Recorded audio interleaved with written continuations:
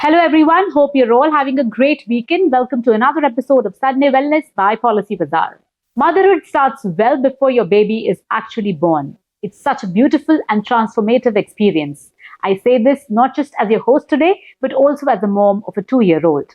And I still remember how even the smallest decisions during pregnancy, the wellness choices I made each day, and the mindful effort to stay balanced, just to make sure I was doing the best I could.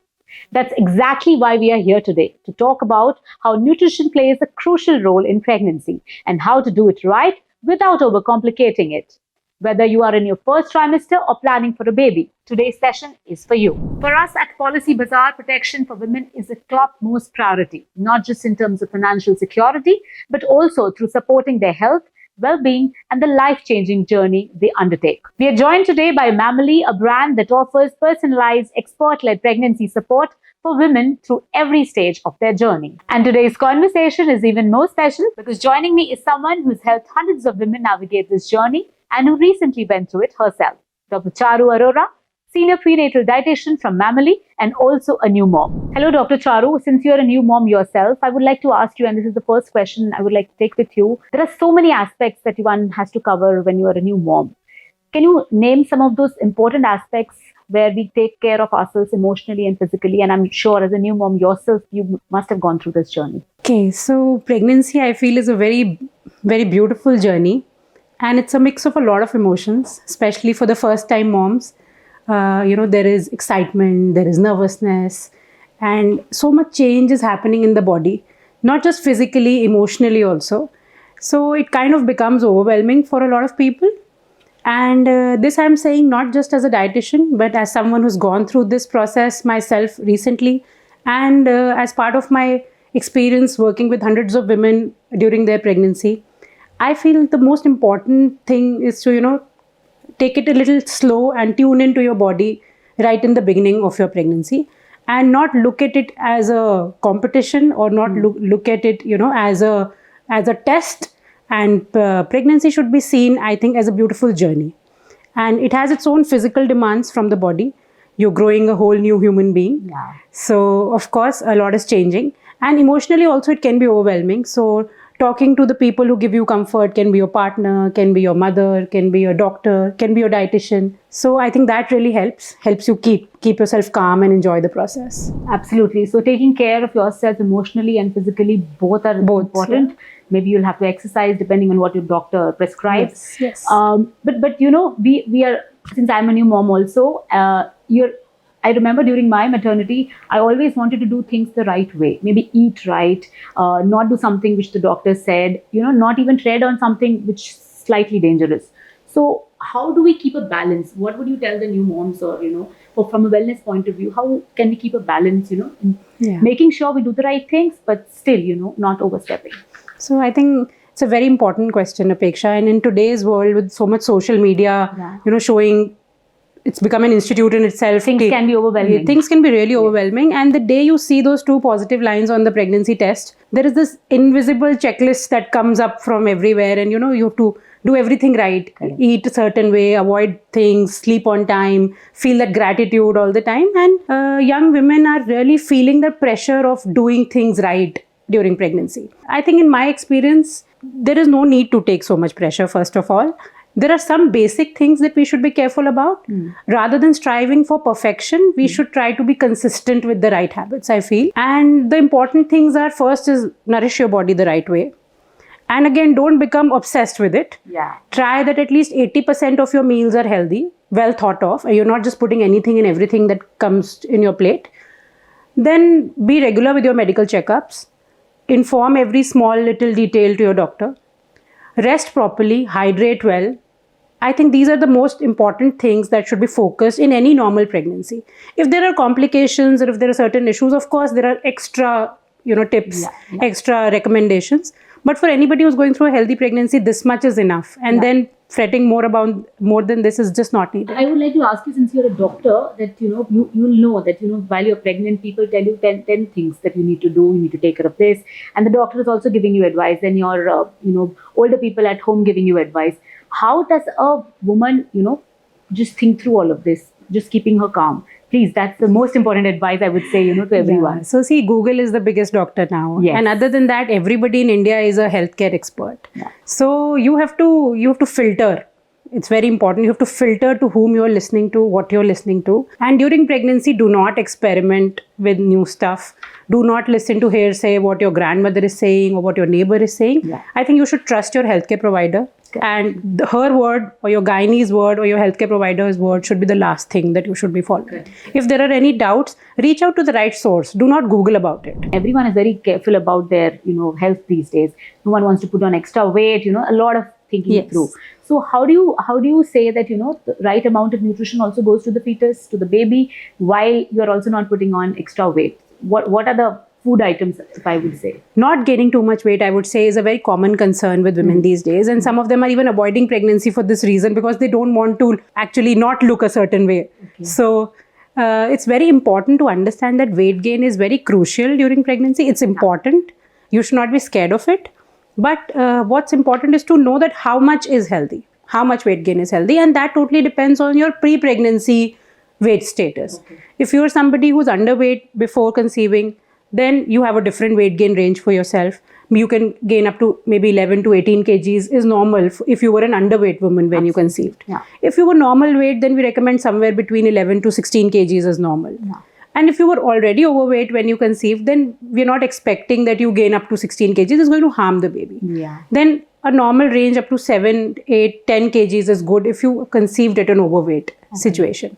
So it's very different from person to person.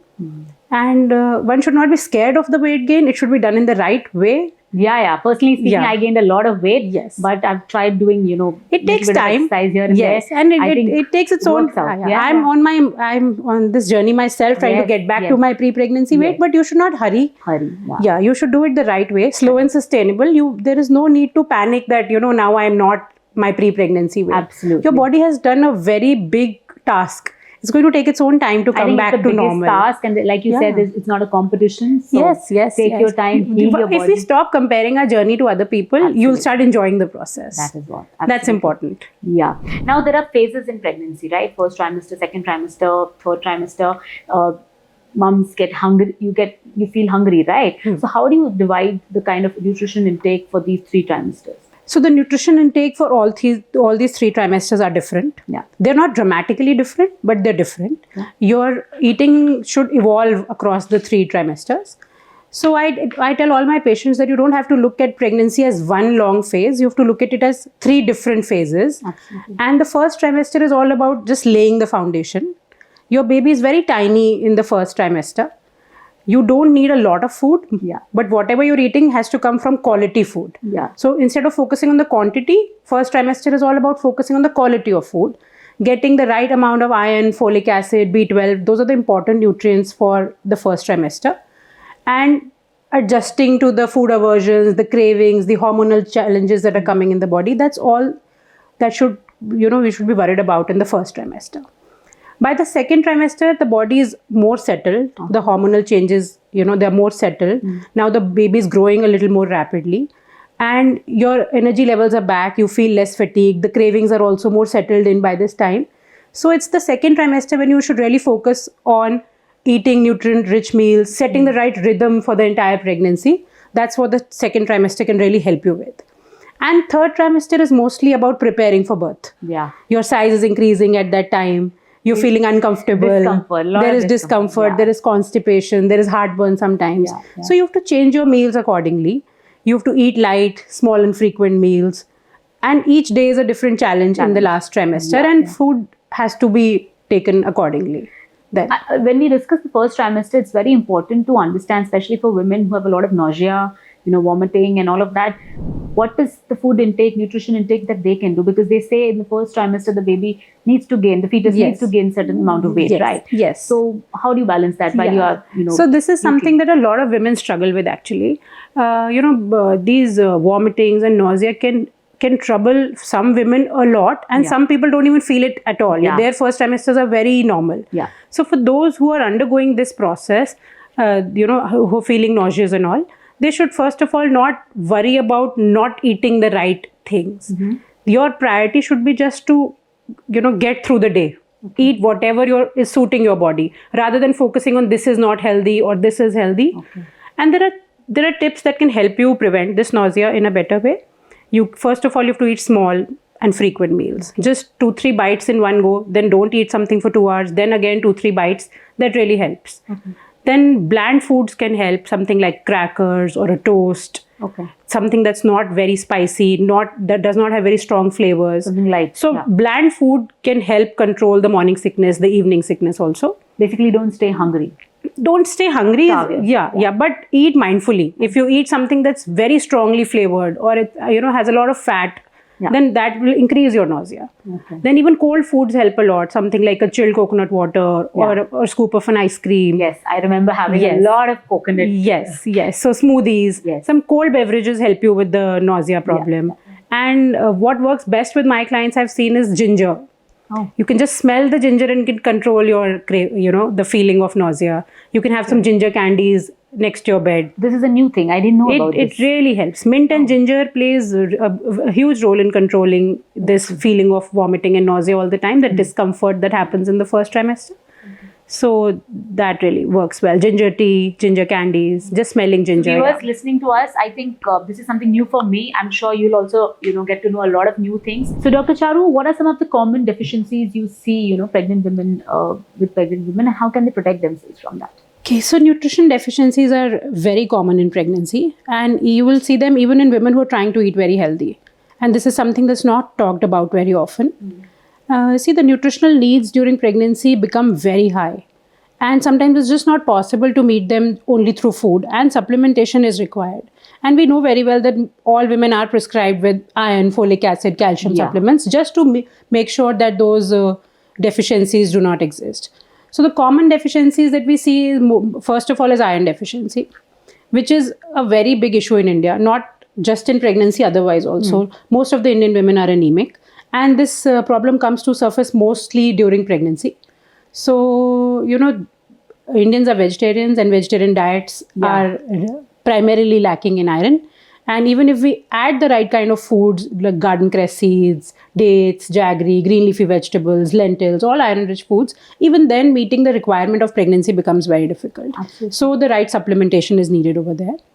Other than this, there is vitamin D, which is again a very ironical thing to say. We live in a tropical country. Yeah. We have sunshine, plenty of sunshine throughout the year. But still, a lot of Indians are vitamin D deficient. And this can really affect the immunity, the birth outcomes, and has a lot of effect during pregnancy. So there are no rich food sources that can provide you vitamin D. Yeah. So it's important to get your levels checked and take the right kind of supplements when required. Then calcium is again a very important deficiency that we see during pregnancy. And, nature has made the whole mechanism in a way that the baby is going to draw calcium from the mother's bones. If the mother is not eating enough calcium, nature will make sure that the baby gets the calcium that the baby needs. So the mother's bones will be leached out of all the calcium and it will be given to the baby. Absolutely. So we have to make sure that we add the right kind of calcium-rich sources, food sources in the diet. There should be enough dairy, sesame seeds, ragi, fortified foods. That should be part of the diet itself. And along with that, if supplementation is needed, even that is prescribed.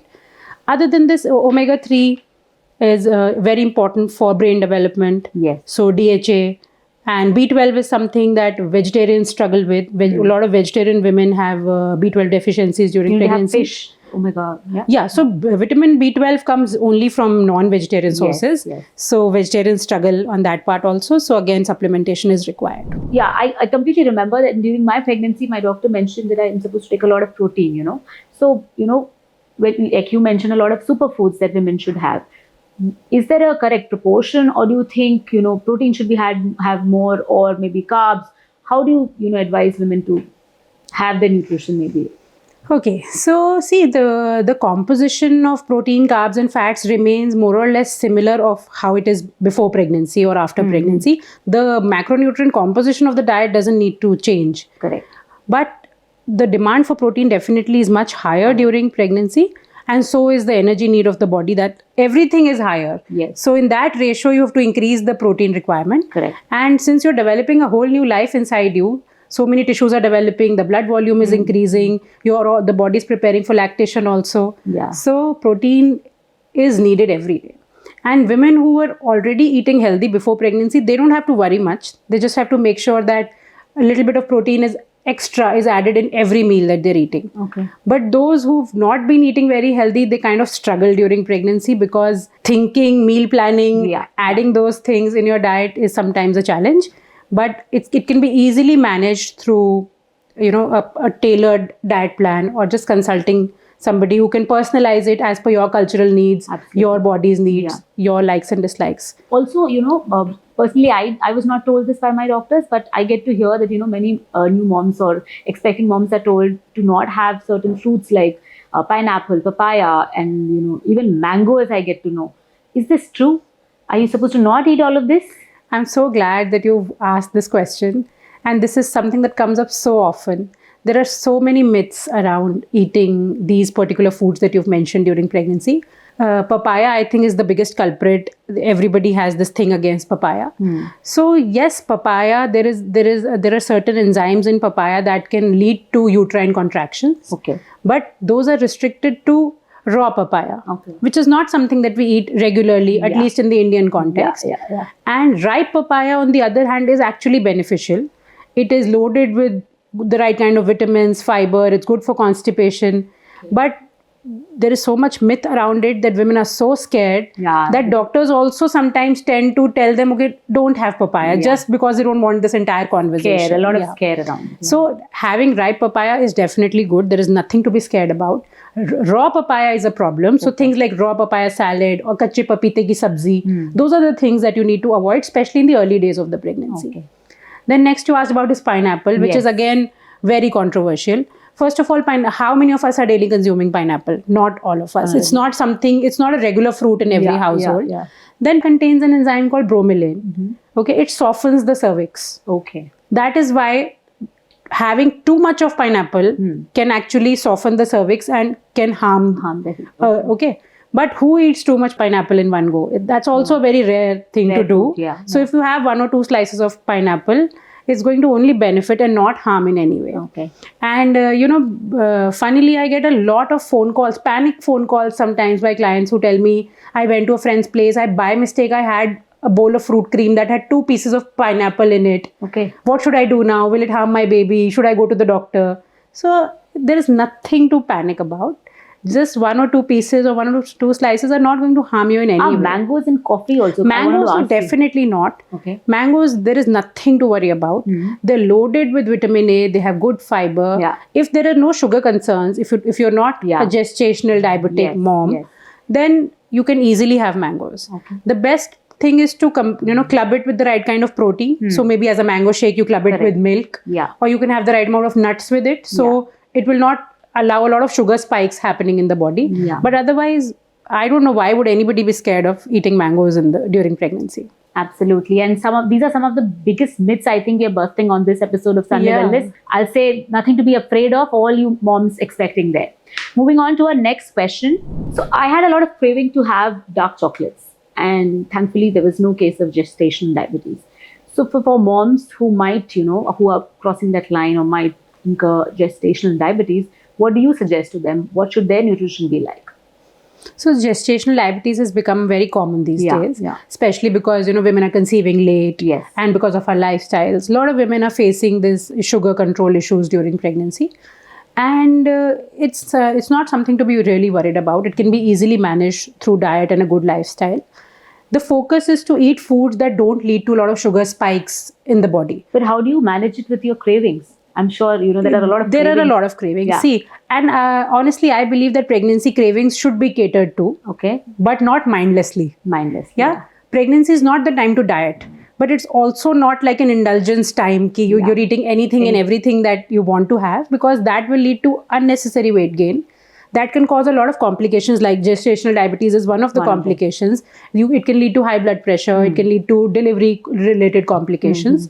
So cravings have to be catered to, but if you're craving something sweet, it does not have to be a gulab jamun. You can cater to that sweet craving by having a date or a small piece of chocolate, or you can club it with the right kind of food so the sugar doesn't spike that way high in the body. So again, for situations like these, I feel women should opt for personalized nutrition plans and not go on with just generic advice. Okay. So if you're somebody who has a certain medical condition, Yeah. your pregnancy is not same as other people. Absolutely. So this is where, Mamily offers a lot of personalized care plans wherein we Customized. they're customized, they're tailor-made to your cultural needs, your medical needs, your age-related needs, your work-life balance.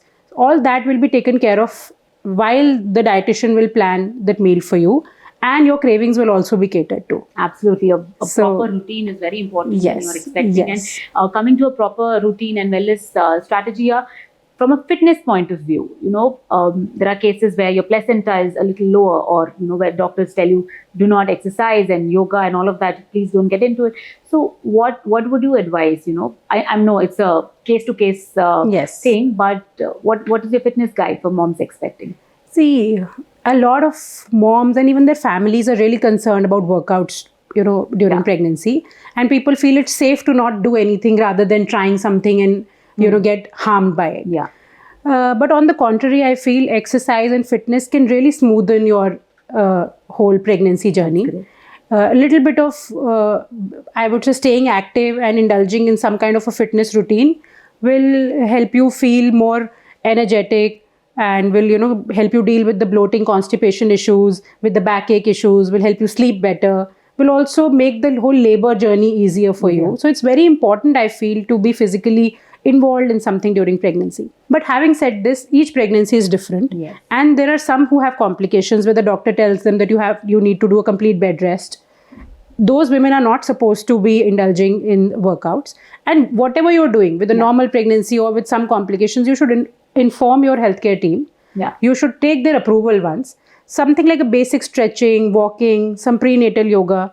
So there are well-researched prenatal workout programs running across the globe yes. that really help women deal better with their labor, with their delivery, with their postpartum recovery. Absolutely. And correctly using them during your pregnancy can really make your journey easier. Absolutely. And again, like I told you, at Mamily, we are offering such services where experts are giving you supervised sessions, which are again customized to your body, your needs. And those customized workout sessions can really help you with the whole pregnancy outcome. I think there are some pelvic exercises which you are Yes. asked not to do. Yes. Again, they're very case-to-case Case to specific. So listen to your doctor in that Listen case. to your doctor, listen to your exercise expert. The right person should be guiding you and not Instagram. Yeah, everyone scrolls a lot Yes. to Instagram these days. Coming to another question where we want to talk about the baby as well. How does prenatal nutrition impact not just the mother's health, but also development of the fetus, the baby, for a long term? Oh, prenatal nutrition, I think, has a huge impact, much more than what we can imagine. So I tell all pregnant women that every bite that you're eating during pregnancy can actually nourish the baby. And it's in your hands, not just as your, for your own health. It's your duty, I feel, to make sure that you give the right start to your baby's health. And prenatal, what the mother is eating, can actually decide your baby's immunity, your baby's cognitive development, what all chronic diseases your baby will be prone to later in life. It all depends on what the mother was actually eating during pregnancy. So what nutrients you expose yourself to, what hormones, what stressors you expose yourself to, they all program your baby's health in the future. I think it's very important not just for the mother and the doctor to be in sync with but people around the Yes, mother. yes. Take care of the mom, Yes. to be mom. To be And mom. what she's eating, make sure that, she's happy. Yes. That's most important. What do I you think have to say? caregivers have to be involved in the process because, see, pregnancies in India is the whole family gets involved. And if the mother-in-law is saying something else, the husband is saying something else, the friend is saying something else, and the doctor is saying something else, it's only the mother who gets confused. Absolutely. We keep adding layers of confusion. Yeah. Here I would like to ask you, what is Mamily's focus here with, like you said, with everyone scrolling through Instagram or Right. maybe listening to their elders and also the doctor and with a lot of advice Yes. with themselves Googling. How does Mamily step in here to, guide someone, take them through the entire journey and customize their offering? Yeah. So I think Mamily's mission is to, make the whole pregnancy journey smooth for women. And it's doing so very beautifully. And the whole approach is very holistic. Okay. It's not just a gynecologist. There is a separate dietitian. There are fitness experts. There are psychological counselors. So we are dealing it. We're handling cases in a very holistic way. Okay. So there are women who are feeling emotionally overwhelmed. There are women who are dealing with medical conditions during pregnancy. Yeah. There are women who are struggling to find the right kind of workout routine for them. So I think Mamily is a one-stop solution who's providing you everything that you need. And it's very evidence-based, it's very expert-driven. And it's the right place, I feel, where all women can come and just enjoy the journey of pregnancy without feeling overwhelmed by it. Absolutely. So we have some live queries coming in for Dr. Charu. So let's take them one by one. Dr. Charu, I've already asked you this question, but I think our viewers want to know a bit in detail. Someone wants to know whether we can have a cup of coffee or two when we are expecting. What would be your answer? Okay, again, a very common confusion amongst a lot of people. So there is no rule as such to completely stop tea or coffee during pregnancy. But having said this, if you're taking too much of it, it actually crosses the placenta. The caffeine crosses the placenta, and it can really increase the heart rate of the baby. Okay. It can affect the baby's development. So moderation, I feel, is the answer to this question. Say 2 cups. 1 cup of coffee or maybe 2 small cups of tea in a day is okay.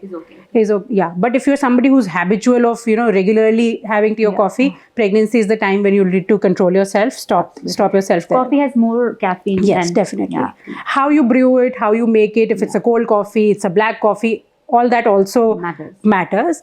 But generally, 1 cup of coffee or maybe 2 cups of tea is okay in the So whole. all those coffee addicts, here is your message. Please listen to Dr. Charu. So the next question coming in is from a mom who's wanting to know, from a to-be mom who's wanting to know what is the healthy weight range for both the mother and the child. So for the mother, we've already discussed. Yeah. The mother's weight gain range depends on what was the mother's weight when she conceived. Underweight women need to gain more weight, can go up to 18 kgs. Yeah. Normal women weight should not go above 15 kgs. Yeah. And overweight women should stay within 10 to 11 kgs of weight gain during the entire 9 months of pregnancy.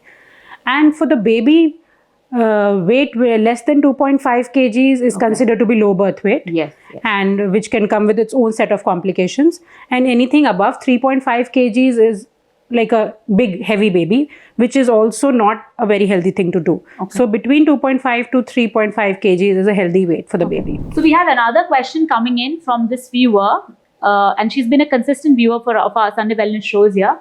She wants to know, is there a diet change that a mom can make if the baby is overweight? Because overweight babies can lead to complications during delivery. What do you have to say about it, Dr. Charu? So during the pregnancy, I think mothers need to be careful about their portion control and the kind of diet that they're eating, and the mother's own weight gain. If most of the times the doctors will tell you that the weight gain is much faster or much more higher than what was expected. So at this time, it's important that the mothers take care of their diet. Excessive weight gain on part of the mother will lead to excessive weight gain for the baby also. Okay.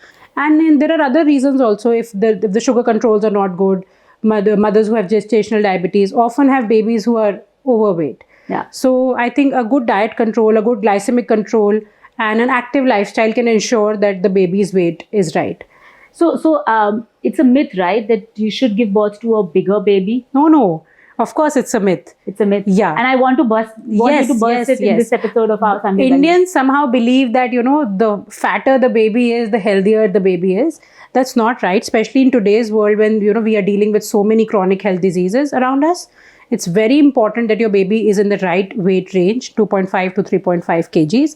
Anything above that is definitely not healthy, and your baby is more prone to developing diabetes, blood pressure, all these kind of problems later in life. So not wanting mothers to put on too much weight, definitely not wanting babies to be too big right in the beginning. So we had Dr. Charu here with us today on this episode of Sunday Wellness, where we had bust a lot of myths for all you new moms to understand and know and follow. Thank you, Dr. Charu, for sharing so many insights with us. Thank you. I am sure all our viewers are going to take back a lot home this episode. Stay tuned for our next episode.